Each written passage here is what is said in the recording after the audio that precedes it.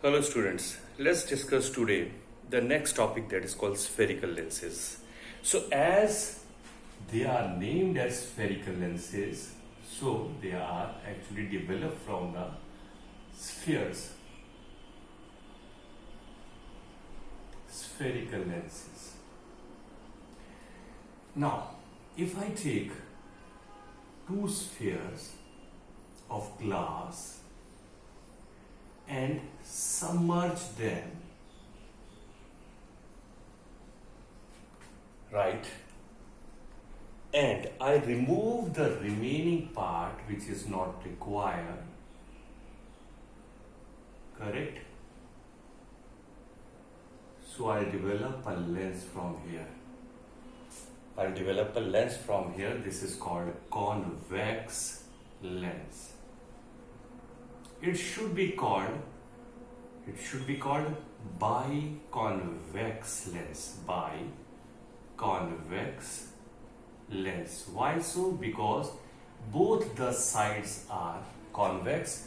So when both the sides are convex, we'll call them as biconvex lens. And if I take two more spheres of the glass and again submerge them and remove the unrequired part, then in that case I'll develop another lens, right?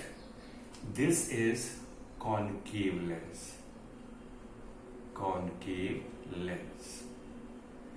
It also can be called as biconcave lens because both the sides are concave.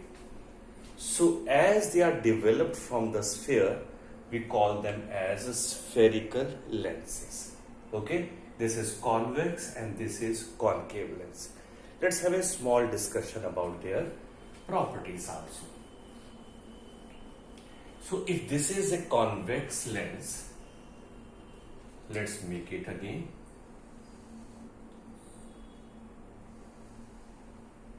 Right? The center of the lens is called optical center. Optical center. Okay? And it is denoted by O. So this is basically optical center. Now a line, unlimited imaginary line passing from the optical center. Imaginary unlimited line passing from the optical center of a lens is called principal axis. Principal axis. Okay, remember that. Now two rays which are parallel to, these are two rays, we'll take the two rays at least.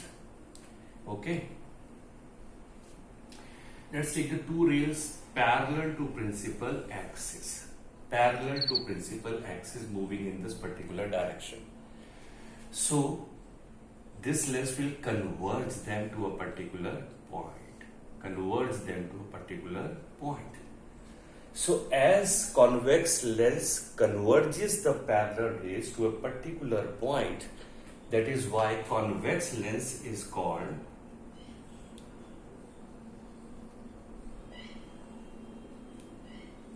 converging lens. Is called converging lens. Remember that. Okay? This should be very much clear to why convex lens is called converging lens. This ray diagram should be made to express that. Let's see, on the other hand, if we discuss about concave lens. Okay?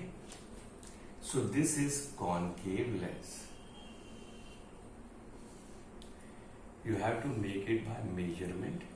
The optical center, unlimited imaginary line passing from the optical center is called principal axis. Now, if we take two parallel rays to the principal axis and passing from this concave lens, then this lens will actually diverge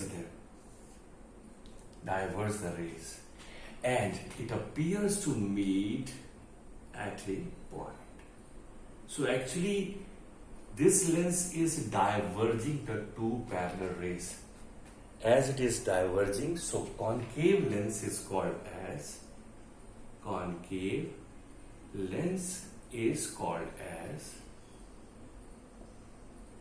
diverging lens. Remember. So why concave lens is called diverging lens? This ray diagram should be presented to present that concave lens is a diverging lens. Okay? And see, in the concave lens, the two refracted rays are actually not meeting. They appears to meet. So it is always going to make a virtual image. On the other hand, convex lens actually is converging and refracted rays are actually meeting at a point, so it is going to make a real image. Not always, but most of the time. So I hope you understand the spherical lenses and their nature.